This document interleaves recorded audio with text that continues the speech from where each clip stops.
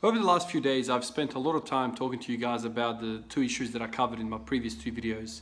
The first one was about Athlete X and how he is using fake weights. And I basically, in that video, spoke about what I felt and what I felt was wrong about it.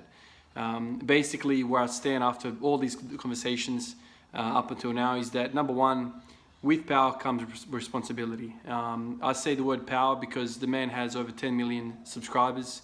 His reach is massive, and if he sets a bad standard, a bad example, then the masses follow. Now, that sounds a bit weird to you because he's not, he's just using fake weights. My point is that he's showing an example of, cheating the observer, cheating the market into believing that he's something that he's not. I have had a really good opinion of Jeff Cavalier up until recently, up until this drama. I thought he was basically one of the only YouTubers that was kind of external to all the bickering and the drama that happens from time to time between different YouTubers. He's a professional. He has roots within the professional, sporting arena. He has coached, trained professional athletes, baseball, NFL. I forget all the other people that he's coached. He's even trained with some of the movie stars that we know of. So he was very highly regarded by me. Has education certifications. Is a very, very good source to go to, and still is, if you're looking for some advice in terms of how to get certain things out of your body, how to address certain pains and whatever else problems you have with your body. I thought he was fantastic. I really thought he was one of those YouTubers. And then this thing comes around and I'm like, why, man?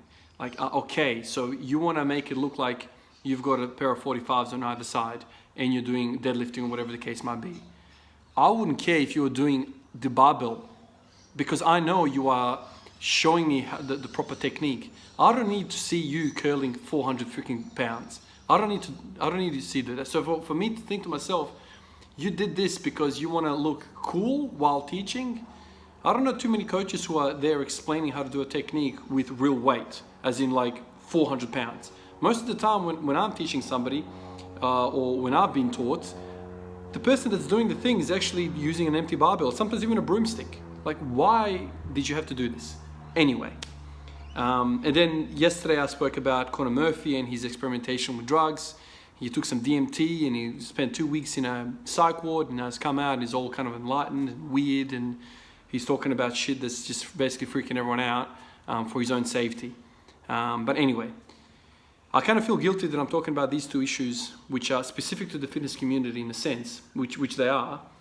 And this is all in the midst of what's happening with the pandemic and what's happening with the Black Lives Matter movement that's happening across the world.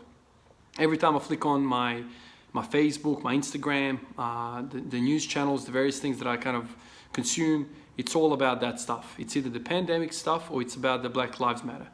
And here I am the last 2 days. I've exchanged a lot of texts with you guys on the comments, back and forth about Conor Murphy, about Athlete X. And the whole time I'm like, why did I make these videos? I shouldn't have made these videos because there's some serious world issues that are happening right now.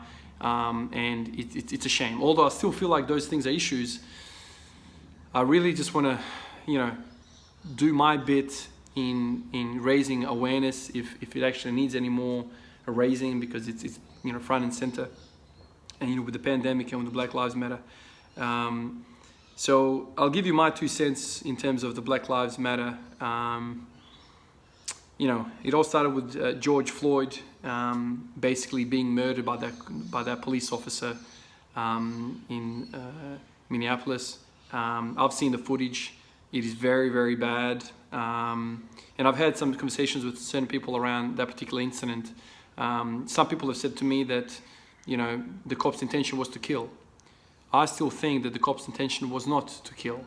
I think he had a really poor period of decision-making, those 9 minutes that he was kneeling on the fella's neck. And I cannot believe that, in the midst of restraining somebody, that there was obviously 4 of them that were charged, but no one went to check in to see how the guy is. If the guy is actively resisting you and is fighting you and you're restraining him, you get feedback from that. Like you know that this man is fighting back. But there would have been at least 4 or 5 minutes of him being completely still and the pressure still being on his neck. I know from my job in nursing, when we have people come in with psychotic symptoms, psychotic episodes because of drug induced or otherwise, we have security and we have our briefings and how to like restrain somebody to the bed and whatever else, to give them medications to make everyone safe, to make them safe. And I know like if somebody's behaving, if somebody is compliant with our treatment, there's no reason to have unreasonable force with them. If the person is still in their bed, there's no point of me laying on top of them. There's no point of me having them in some weird position where they're being compromised. I just cannot get it to my head. This police officer remained on George Floyd's neck until the guy basically died. Now, my understanding of all of this is that the knee pressure basically occluded the carotid artery perfusion to his brain, and he basically ended up starving his brain of oxygen and nutrients and just blood in general.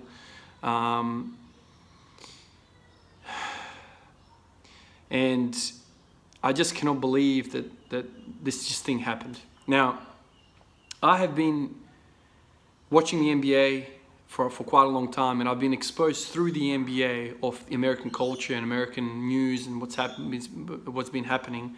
I Can't Breathe tops that LeBron and the rest of the superstars wore, and so I kind of got exposed to what was happening in America through the NBA.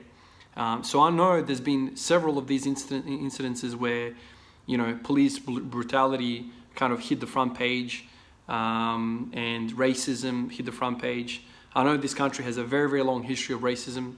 A lot of the world does. But I just cannot believe that America is supposed to be the #1 country in the world, right? Like they are economically, militarily the strongest in the world. And it's ironic that the drama that's happening within their home is happening. Like they're supposed to be the strongest nation. So then this happens and it's blowing over. And it's the worst timing because the pandemic is happening. We're supposed to be kind of being socially separating each other, distancing each other from each other. We're supposed to be wearing masks and staying away. Then this thing happens and people have completely forgotten about it and have hit the streets in masses without masks, fighting, grabbing, looting, and the rest of it. Just from a pandemic point of view, like I'm actually really frightened to know what the figures are going to be moving forward because of all of this for the last week or so, that people have been rioting and peacefully protesting, some of them, but then some have also been rioting and using violence and aggression. I just wonder what this is going to be. Is the infection rate going to be, there's going to be another kind of wave because of this, because of community transmission. So that's kind of scaring me. I know New York has been absolutely smashed with COVID-19, and now this has happened. Now these riots are happening all across America, and just before in the house I was watching the news, and apparently London had some ugly scenes as well, where they tore down a statue of some person who back in the day was a slave owner or something like that. So people are arcing up over there. Now I have no problem with protesting. Whenever you need social change, a revolution, you need protests, you need basically a visceral kind of impact onto the government. People need to come and march. But when people take it to the next step and they start rioting, they start breaking into stores. Some guy was like breaking into a Gucci store and stealing handbags and shirts and all this stuff. And I'm like, man, like this is not about George Floyd at this point. This is about your individual gain, so you can get a new purse or you can get a new pair of pants. So I think the majority of people are concerned and want to protest because of George Floyd, what's happened to him, and also because racism, Black Lives Matter and all of that. But then there's a subgroup of people who are clearly there just to cause trouble, who are jumping on the bandwagon and trying to put their own agenda onto this opportunity. It's a mess. It's an absolute mess. It's like 2020 has turned out to be a crazy year, and I just hope this all kind of winds down peacefully, and law gets changed, because the prejudice and the injustice in the legal system that it seems in America, where police officers have this utmost power over the people, is just it's crazy to me. I was watching another YouTuber, and they were talking about how there was an incident where 4 police officers, I think, had a search warrant of this of this resident, and they had suspicion that there was drugs within this house, and so they bashed the door down in the middle of the night. They went in, obviously with guns out and whatever, and the partner of this lady, who happened to be a nurse, basically thought somebody was breaking in, like there was some intruder, and so he reached for his gun, because as we all know, guns are legal in America. He reached for his gun and saw these guys kind of march through, without any uniform or anything. They were kind of like in casual clothing, and so he's opened fire, shot one of them in the leg, and they've opened fire back, and they've ended up shooting this poor lady in bed, and she ended up passing away. No drugs were found, but these guys kind of got off. They didn't get charged with murder or anything like that. So clearly the law system needs a revision. There seems to be a whole lot more power on the side of police and the state. I also feel for the police officers, especially in America. I could not imagine being a police officer. I've said it many times. At work, especially when police officers bring in people that are mentally unwell, or for clearance of custody, or fit for custody and all of that sort of stuff. I've always said, man, it sucks to be a police officer, because they usually are dealing with the worst of society, and they're always on the line of fire every single day. And so I've always said I would never want to be a cop. Put me in America, and that goes to 1,000% more, because everyone has guns, man. That to me is just an unreal thought, to be a police officer in a country where everyone has guns. It's hard enough here where no one has guns except the really bad people. Over there, everyone has guns. And so you kind of have to give the police officers some power to protect themselves. But then what happened to George Floyd is complete bullshit. Like, my understanding is that he wasn't being aggressive. He wasn't being, he wasn't resisting arrest. They were just really rough with him. They just really roughed him up, ended up, murdering this poor man. So it's a fine balance of keeping the power within the police so they can protect themselves, because who's going to do this job if these guys can't use force to restrain people and to get on top of situations? But then again, like, I guess there's bad people within the police force as well, who are power hungry, who love going to work and roughing people up. Like, I don't know what the deal is. But it's not an easy scenario for these people. I feel for both sides. Most of all, I feel for George Floyd's family and the racism that's happening in the world. How do you resolve this? I mean, I'm not going to sit here and say I have the answer to all of this. It's clearly a balancing act, but we can't go on where African Americans are treated this way. Any sort of racism is bad, but in particular in America, African Americans, I think I looked up the stats, they make 45 million, I think 40 to 50 million people in America are classified as African American, which works out to be something like 15% or 17% of the whole population. And it's absurd to me, because African Americans, in my eyes, are like overrepresented in terms of success. Like they like the whole NBA is basically African American. I think, and the NFL has a very large proportion of African Americans. There's so many like music stars, hip hop predominantly. Like in my mind, I listen to hip hop. There is a lot of movie stars that are African American. They only make 15% of America. Yet there's a lot of the entertainment and the sports industry seems to be saturated with African Americans. Yet they don't have any, there seems to be still racism. They're still treated as second-class citizens, although the best athletes in the world seem to be, or are, African American. Some of the best musicians are African American, yet they're still treated like the second-class citizens. I just cannot believe that this is still happening. So something needs to happen. Something needs to change. We're all humans. We're all red-blooded and same flesh, same everything. I don't understand where this is stemming from. I honestly don't. Why African Americans get worse treatment with the police than, say, white people. To me, I was here listening to somebody, and they were talking about how, there's a lot of gang members who are African American. The Crips, the Bloods, and then you got all the sub, groups from that and whatever. And I'm like, I'm sure there's even more white people in the world who are into illegal crime and organized crime and whatever.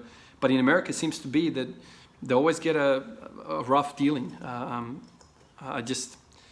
I don't know what's happening over there. I honestly don't. I feel like the police has way too much power. How do you sort this out? I have no idea. I think it starts with changing some laws that protects the citizen. Like, there was another incident. I forget the details here, but like there was another incident. An Australian lady ended up calling police because she heard some sort of disturbance, and she went out to meet the police officer. I forget the details. I feel bad that I can't, regurgitate some of these names, but she called the police officer. The police officer rocked up. She went out to meet him, and this is like middle of the night. And she kind of walked up to the car and was kind of like banging on the car, saying like, "I'm here." And the police officer basically shot her through the window, hit her chest, and she ended up dying from this. Now, what do you think of that? Like, why did he shoot? Did he feel threatened? I seriously feel like a lot of these problems will be solved if the prevalence of guns over there wasn't as severe as it is. Like, if everyone has guns, man, like, how do you protect the police officer then? How do you protect the police officer? Obviously, in George Floyd's situation, that it's complete bullshit because the guy was not aggressive, not harmed, not trying to be harmful. He was on the ground for minutes saying, "I can't breathe." He was crying out for his mom. He was crying out for help.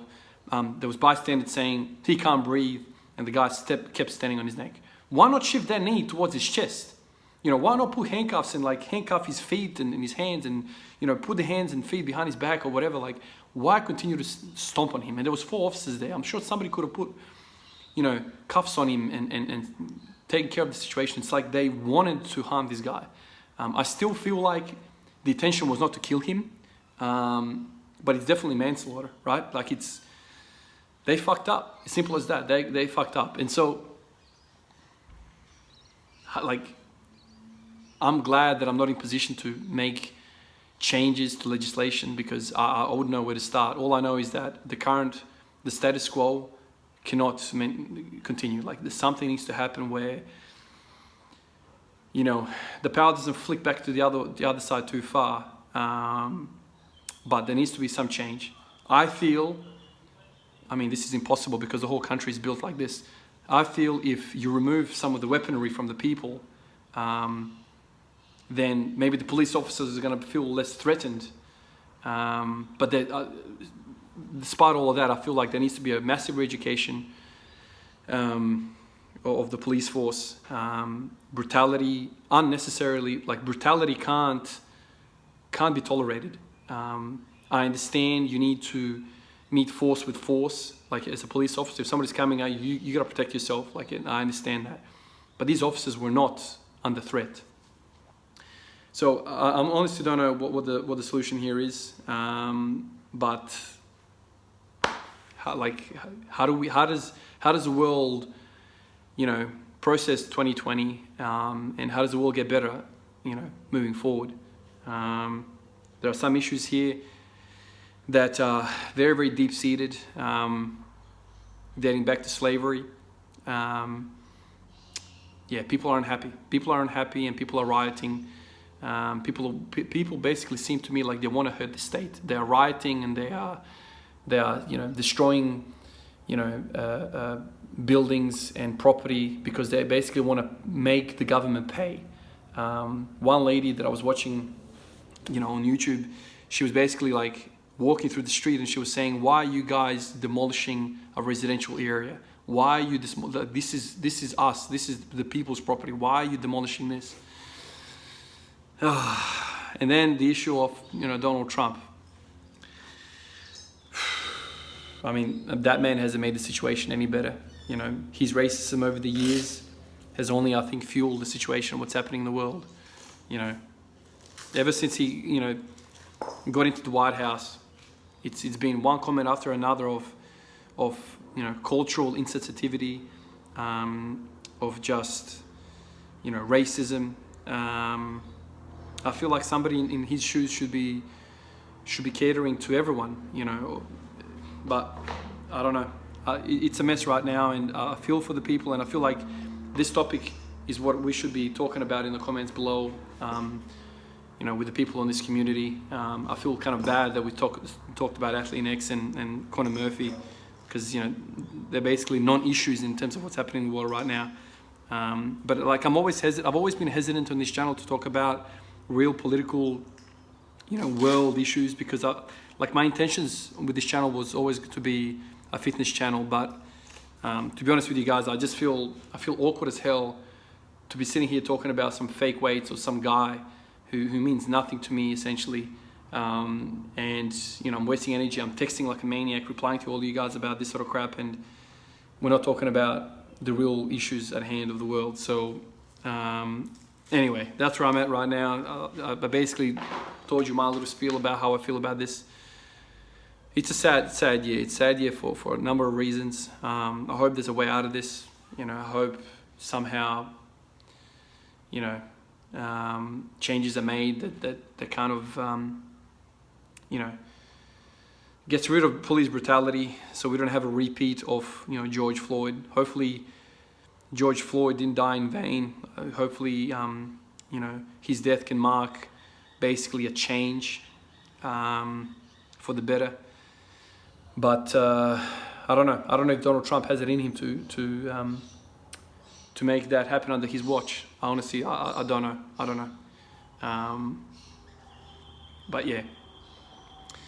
Let me know what you guys think. I mean, some of you guys live in America, and you probably have better access to information because it's in your face more, and you have friends who are living through, this saga and this crisis.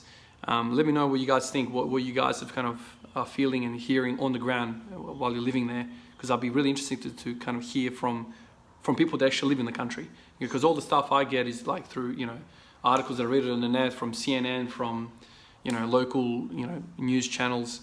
I don't really have any contact with anybody from America about this. So, give me your 2 cents about what's happening.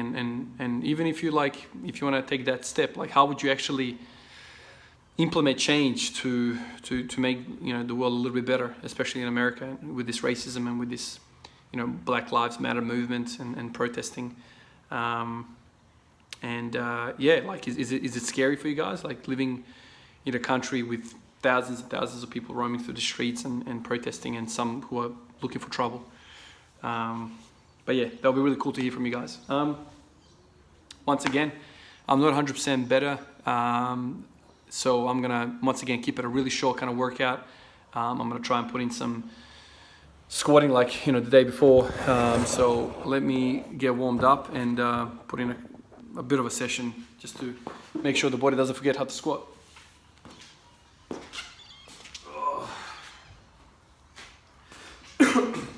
For me, the worst thing is this dry cough. Like it's at night, it's a really dry cough. In the mornings, it's a bit more productive. But yeah, like even when I'm kind of racking the bar in the front rack position, I feel like the bar is kind of like hitting the throat, and it's irritating me. So once again, I'm not gonna do any like heaps of reps, just a couple of sets with mediocre kind of loads, and we'll go from there.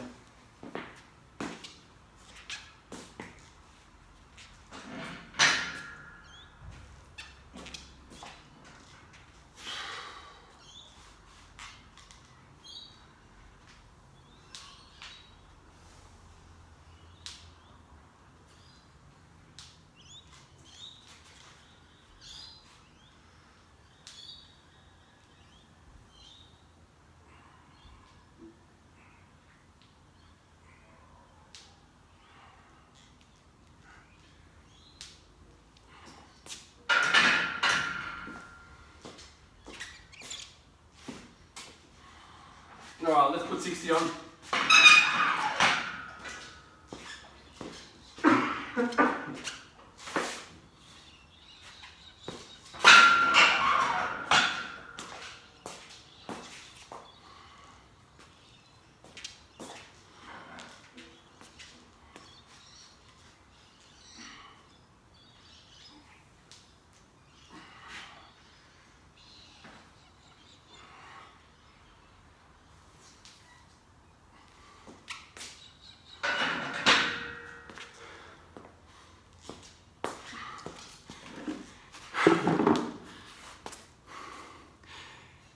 Now, while I was doing the squats, for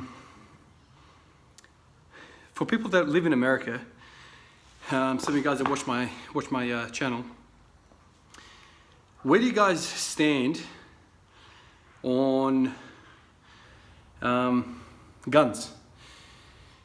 How do you guys process that?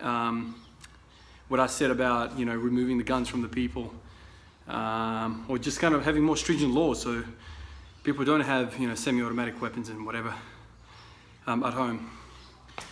Because somebody that doesn't live in America and basically only pays attention to American news when something big happens, like I don't have exposure to everyday news. Columbine, and then all the other shootings that have happened in the history of America in the last 10, 15, 20 years. Every single time there's a mass shooting, I always go to myself, why do these people have all these guns? I spoke about mental health yesterday and how important it is to talk about mental health. But in a situation where somebody gets mentally unwell and has access to firearms, to me that is frightening. It's absolutely frightening. You throw in drugs into the mix,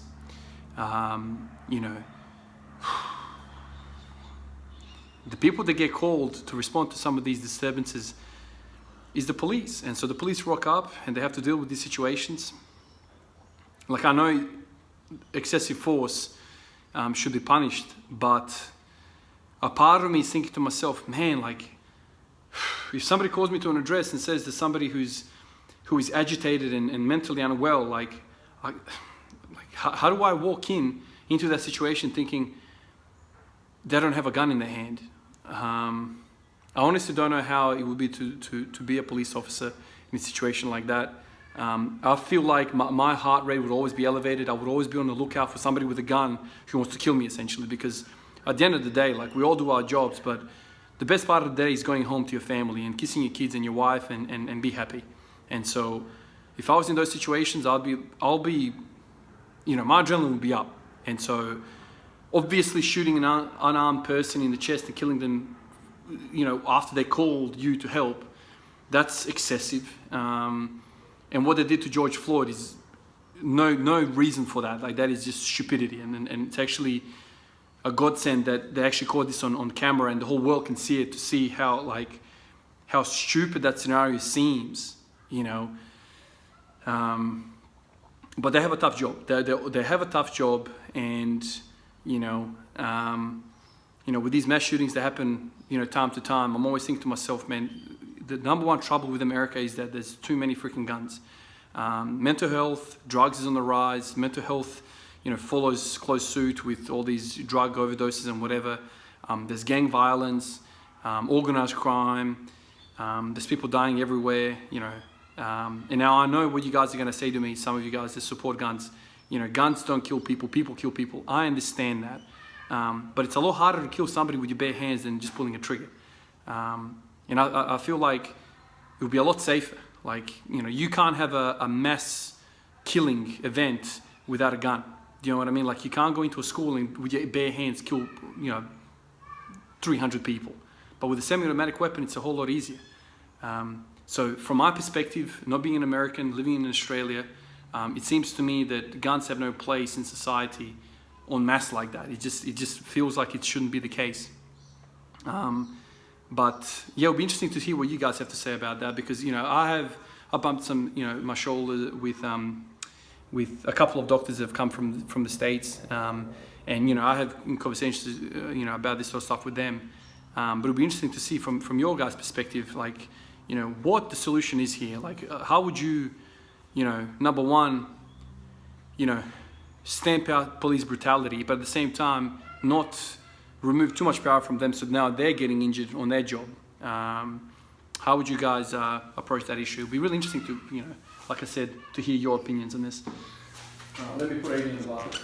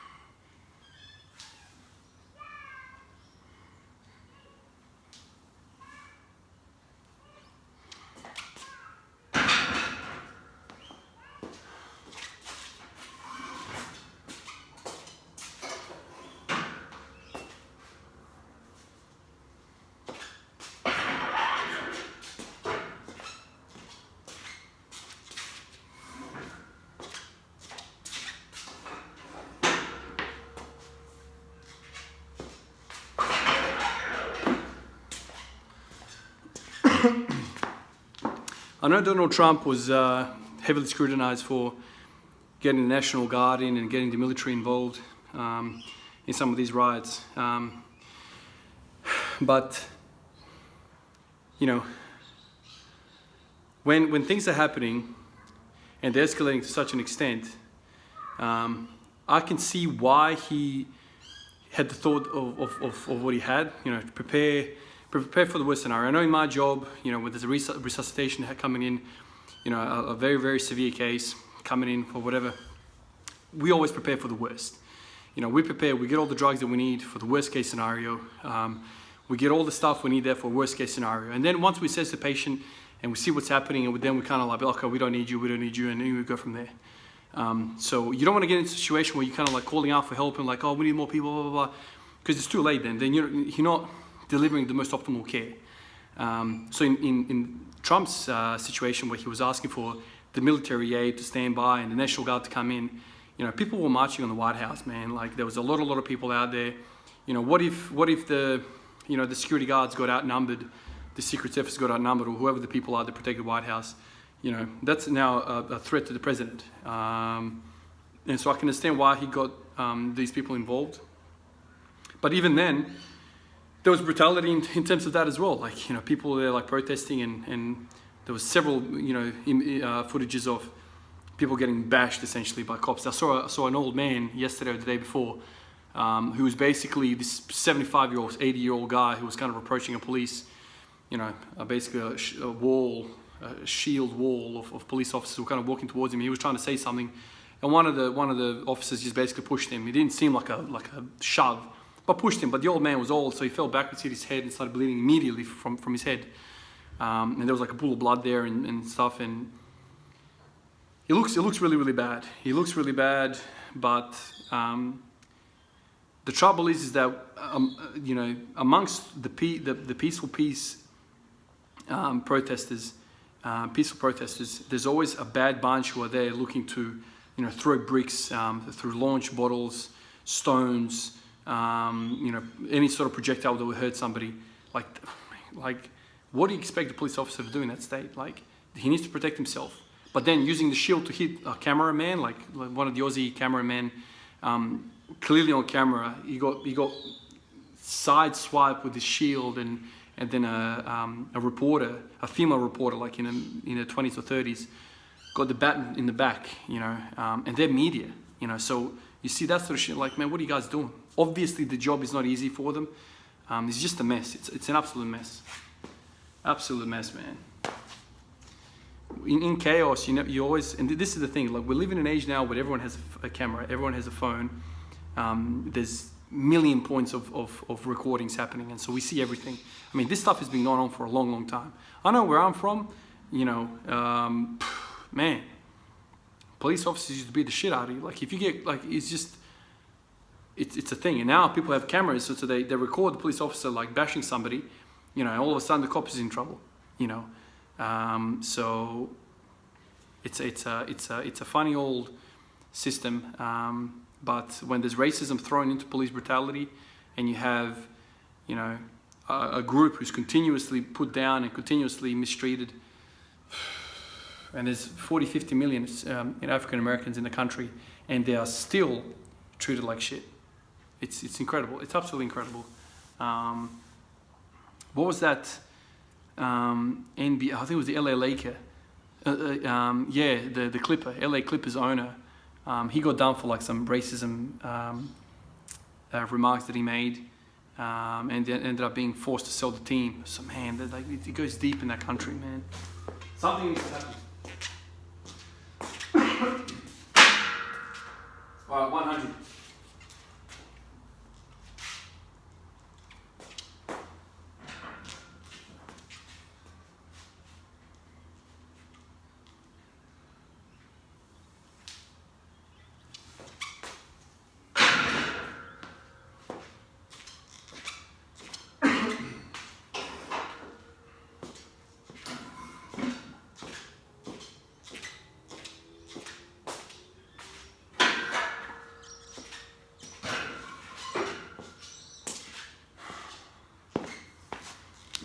There needs to be legislation made, laws,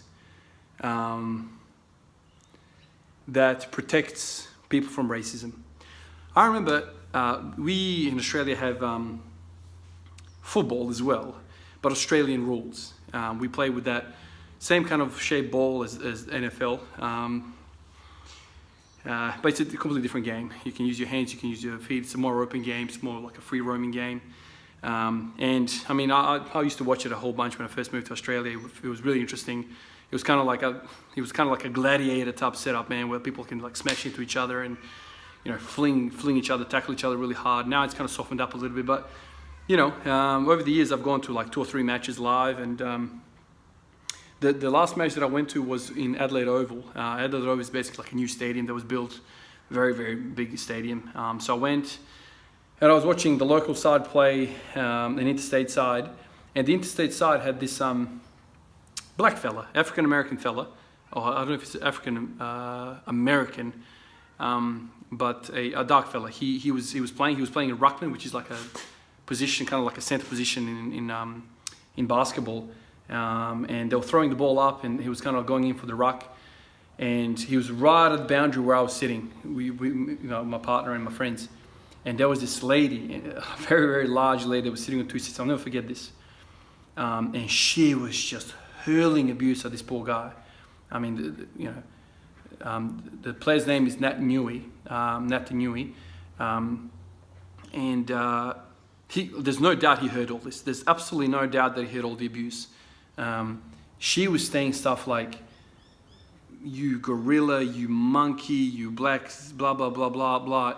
I remember feeling mortified. Like, I have not heard blatant racism like that in my entire life. And here I was in one of the few matches that I've gone to watch, and I'm sitting there and I'm like looking around. I could not believe that she wasn't being mobbed by people. What a disgusting human being. You know, I remember thinking to myself, "You fat piece of shit." Like, I felt like walking up and like slapping her and just like ripping her ear off. And I just thought to myself, like, this poor footballer who's just in his early 20s, he's hearing this shit. I just felt so sorry for him, and I didn't know what to do. I didn't know like what can I do at this point? Do I walk up and create a scene and have a fight with this woman? So I feel like there should be legislation that, say in that case, I pulled out my phone and I recorded it to do this. And I recorded the whole thing. And there should be a law that I could just basically walk into a police station and be like, "This is what I saw, this is what's happened, this is what she did," and she gets pummeled by the law. This is the only way you make changes. It should be inexcusable for this shit to happen. If you end up hurling abuse like that, and there is footage of it, bang, you're gone. And then you have several of these type of incidents happen throughout society. For, you know, all of a sudden people will learn. People would learn. Lock her up, man. Lock her up. Let her think about it in jail. You know, because the poor, I felt so sorry for him. And later on, like, I kind of like, You know, I've been thinking about it ever since. Like, I feel bad that I didn't do anything. I didn't walk up and say to her, "You're a piece of shit. How dare you say stuff like that?" And ever since then, I've regretted not doing something. But I was just in absolute law. And obviously, this is a stadium. There's people everywhere. Everyone can hear this shit. Like the whole section of this oval, people could hear, but nothing was said. You know, people continued on, and she kept hurling abuse. The play ended up going to another side and whatever. He didn't really come back to this exact spot, but racism is global, man. It's global. I can't believe it's global. There's no space for it, and I think laws should be starting to be placed where we just jump on these motherfuckers and we just fucking pummel them. Think about it in jail.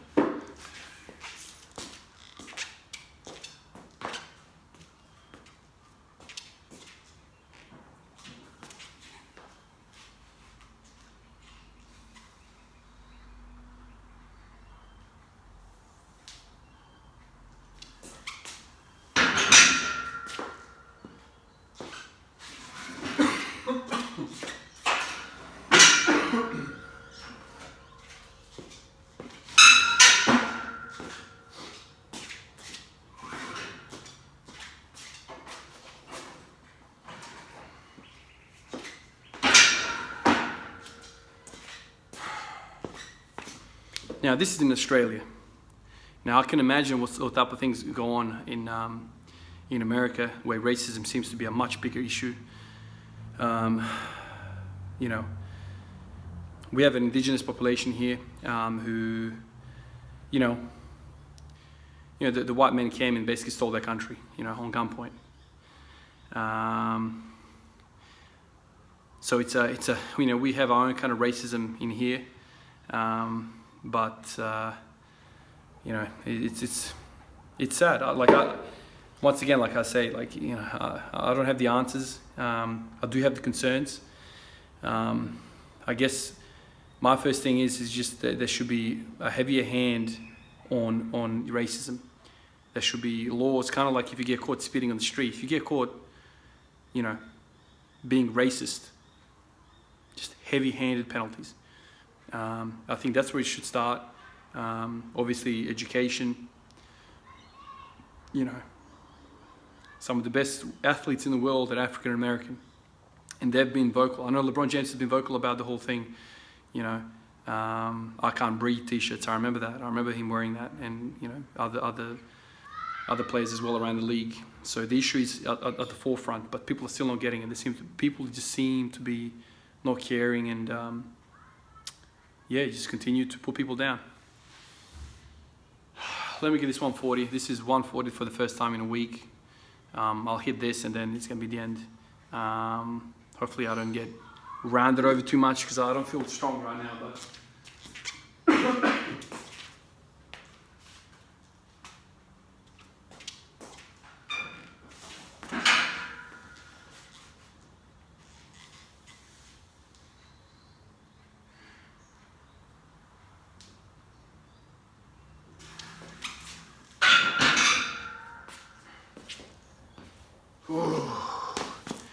man, that was heavy.